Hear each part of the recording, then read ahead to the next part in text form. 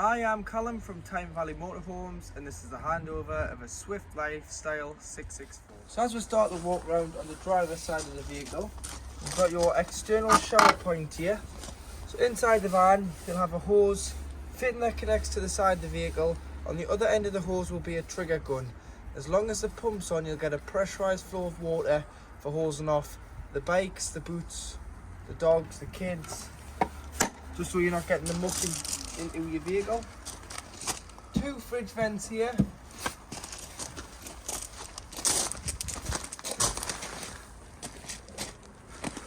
And then at the back, pressing in both catches, so you'll have a key to open, which is known as the habitation key, which opens all the locks on the outside of the vehicle. Push the catches in, release the door, and then when the cassette indicates that it's full, it'll be when you want to get the cassette out. So what you'll want to do is lift the handle up, slide the cassette out, either carry it or wheel it depending on if it is heavy. Take it to the chemical waste disposal point, which is normally beside your toilet block on site. Take the cap off, put the cap to one side for a moment, press the button, tip the content of the cassette out. Pressing this button allows a bit of air in, stops it glugging. Once you've done that, put some water in, give it a rinse, tip out again, and then go in with a cap full of chemical, which is 120 ml, or you can do by eye. Pour your chemical blue or green down the spout of the toilet cassette, put your cap back on, and slide your cassette back in to your locker.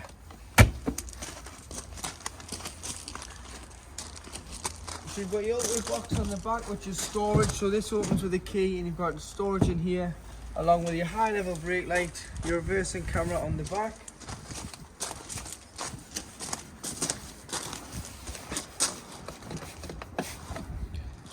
This is how you fill your fresh water up. So using the habitation key, you open your water filling point, place your hose pipe, the flat end of the hose, into the van, and then the other end carries some hose pipe adapters, as it's mainly just a brass tap on site. Connect your hose to the tap and fill the vehicle until you've looked on the control panel and you've got enough water on board, or it simply overflows out the side of the motorhome and you know the system is full.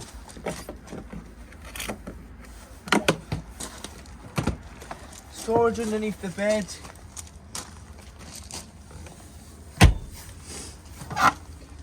External gas point, so this is how you would feed gas to a standalone Cadillac or external barbecue.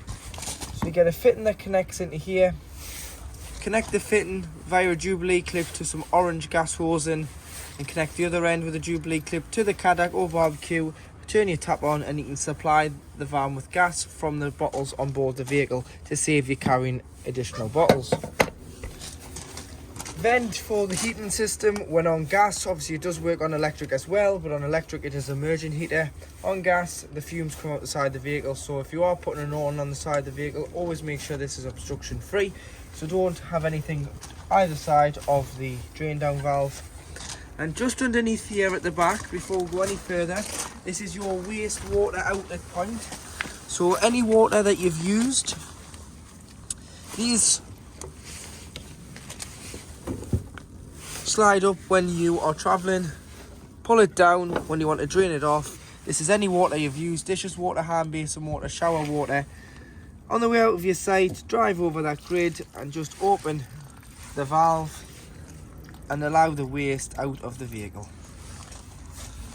Now onto your gas. This is your gas locker, so again opens with a habitation key, and you'll notice the bottle's tied in. So this is how you would tie a bottle in. So you've got a grey collar that goes around the gas cylinder head, and then you would put the strap in, tighten it up, and that'll hold the bottle in place so it doesn't move around when you're travelling. And then to connect this black pipe to the bottle, which is known as the pigtail, it's left to tighten, right to loosen, so opposite ways with it being gas. Then nip it up with a gas spanner or adjustable wrench so that it's nice and tight and secure on the bottle, so you'll get no gas leaks. And then turn the cylinder on and off from the top of the bottle. Obviously you do have a crash valve reset button here, which is a green button here, so press and hold that for 3 seconds should you not be getting gas into the vehicle. But that's a gas crash safety valve, which means if you forget to shut your gas off and you are in an impact, this will shut the gas supply off into the vehicle. And you do have space for an additional bottle at the back, so you can get 2 6-kilogram bottles in the gas locker. F31 security handle, so it's actually an aid for helping getting in and out the van, but it actually helps secure the van when you've left it parked up. So the little key here, you can lock it, and it just is an additional lock as well as the habitation door lock. But never have it in this position when you're traveling, in case you need to get out the back door if you're in a collision. Always have it tied back like so. Step switch is just here. That'll automatically retract with the engine. This is your battery locker, so again opens with the habitation key. So you've got your leisure battery in there and your main hookup point. So to hook the vehicle up, get your hookup lead, lift the collar, slide the wire behind the locker into the groove and connect like so. Then connect the sight and do it in reverse order when unhooking, so that you're never walking around with a live lead. Fill the vehicle with fuel, which is diesel. Using the main ignition key, you've got a lockable diesel cap beside the passenger door.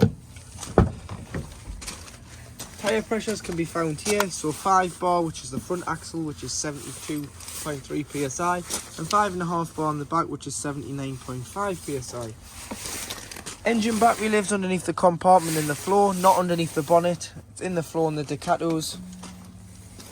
And your toolkit is underneath the passenger seat, which has a jack and a bracing, a tow and eye, all under there. Bonnet release is on the side of the dashboard. If you ever need to get underneath the bonnet, fill that screen wash up underneath the bonnet. And you've got your various fluids. The main one you're going to need is your screen wash, which is above the driver's headlight. Power steering fluid, coolant, brake fluid, oil filler and dipstick. Paint codes on this sticker. And then should you ever need to jump start it, as the battery's underneath the floor, you have got a jump and starting point underneath the bonnet. So on earth here, put your key in here and just lift this up. That is your positive for giving or receiving a jump. So to operate your control panel, once on board the vehicle, you press your power button in the middle, and you'll notice if you're hooked up or not. This indicates that you are hooked up to mains 240 volt.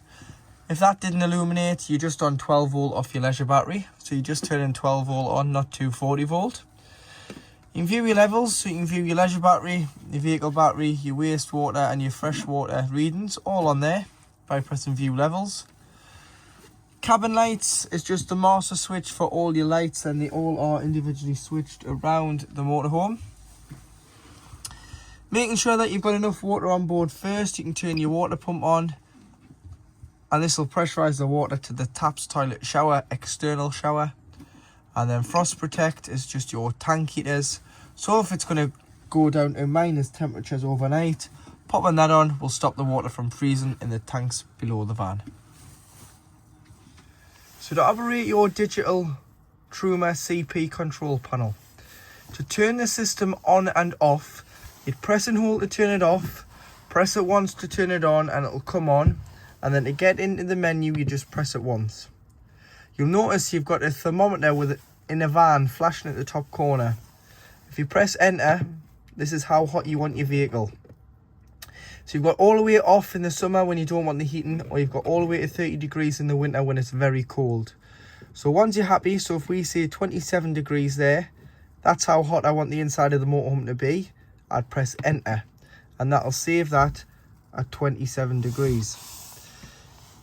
Now you've got a thermometer in some water. This is how hot you want your water. So if you don't have any water on board, you'd have it on off. 40 degrees, for showering, 60 degrees for doing your dishes, but it's entirely up to yourself how hot you want your water. Or you've got boost, which will turn off your heating and prioritize your water first. But for this, we'll just say 60 degrees because we want the heating to run along with the water. Next, you've got what source you're heating the water and the vehicle off. So you've got gas, so make sure your gas bottle's on and it's turned on.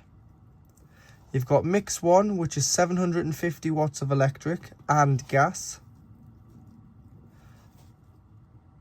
You've got mix 2, which is 1850 watts of electric plus gas. So you'd use mix 2 in the winter. If you're away and it was really cold, use a mix 2. Will boost the vehicle up to temperature because you're using both sources together. Then you can turn it over to electric. So you've got electric 750 watts EL1, and you've got EL2, which is 1850 watts of electric. Don't waste your gas if you're on a site, unless you're away and it's really cold and you're using mix 2 for the first 10-15 minutes. Then allow electric to continue to heat the motorhome and maintain the temperature. Because if you're on a site, you've paid your site fees after all, you'll not want to waste your gas. Then you've got your fan in the top right hand corner, so eco or high or boost. This is just a 12 volt assisted fan. So eco will use less 12 volt. High obviously uses more fan speed, so it's going to use a little bit more 12 volt.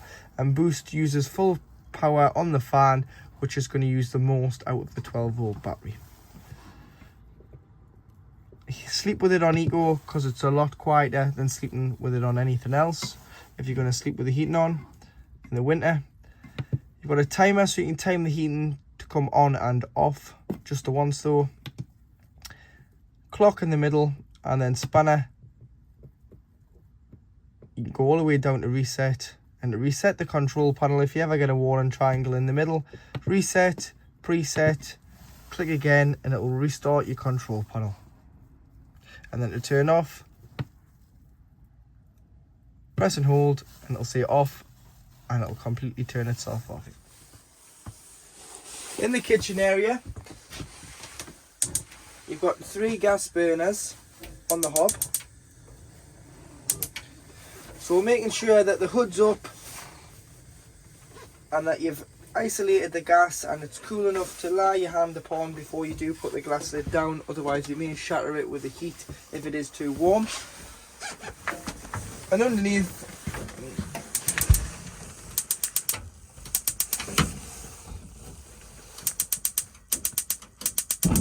you've got your grill, and underneath the grill you've got your oven there at the back.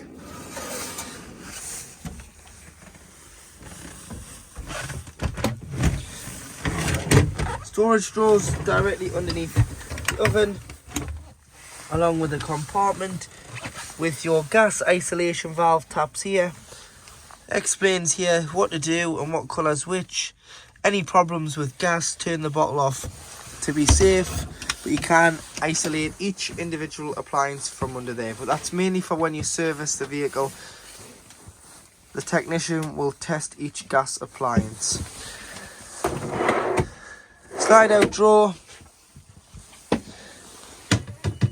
Your sink cover lives in there when you're travelling, along with your drainer, which clips over the sink. Slide out cutlery drawer. Little switch on the LED strip with the plug for the microwave, plates and the cup rack. This microwave is a 700 watt mains appliance, so you've got to be hooked up for this microwave to work.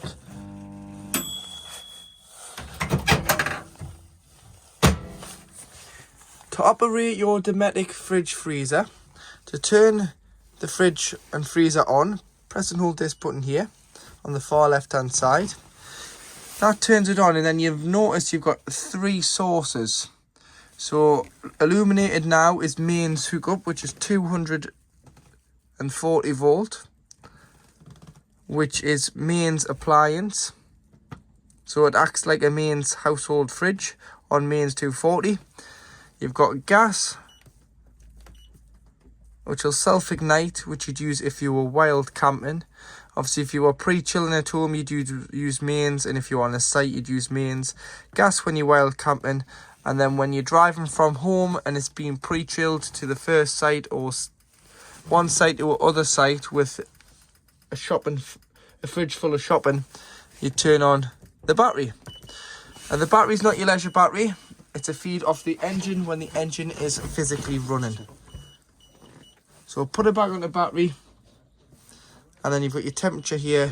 So 5 being the coldest, 1 being the warmest, and then always make sure that you leave your door open when you're leaving the van so that the fridge doesn't start to smell. Underneath your dinette seat, you've got your power supply unit, which is an EC400 unit. And in here you've got a system shutdown button, so you can turn off your 12-volt systems and it'll completely isolate the van in the winter when you're parking it up and you don't want it to be used, which is this button here. You've got your fuses, so carry some spare blade fuses, and they're all listed at the back, what fuse does what and what rating. You've got your main trips, so should anything trip on electric, try here before you try your main site. And you always want these to be all illuminated when you hook up, so making sure that you haven't pushed any in or up. All 3 illuminated, which is your charger, your heating and hot water, and the spare, which will all illuminate as soon as you hook the vehicle up. And you've got your battery charger, which is just on the side. If you lift your double bed up, underneath here you'll find your onboard water tank. So when you fill the van up, it comes into this tank here, and you do have access to that tank just there, so you can take that nut off and clean the tank out should you need to. You've got your boiler in here, so your boiler heats the van and heats the water. So it heats the water, which is 10 litres at a time. Just down the side here you've got a yellow toggle. This is your boiler drain. So in the winter when you're not using it and we're experiencing colder temperatures, what you need to do with this yellow toggle is stand it up on end, like so. That'll allow all the 10 litres of water in the boiler to drain directly out underneath the chassis. Open all your taps within the van and open your fresh and your waste taps. This will eliminate any water and any pipelines, tanks, and stop it from freezing. When you come to reuse it, boiler tap, drop it back down, shut the taps off inside the van and outside, fresh and waste, and fill the van with water. Put your pump on, prime the cold, prime the hot. Hot, it'll cough and splutter and make all sorts of noises because it's transferring the water from this tank here into here of 10 litres until you've got a pressurised flow of water, and then your system is ready to be used because your boiler is primed. Your table can lie on here as well. So your table can lie on there. If you're wanting to store your table away, that's where the table lies, directly underneath the bed.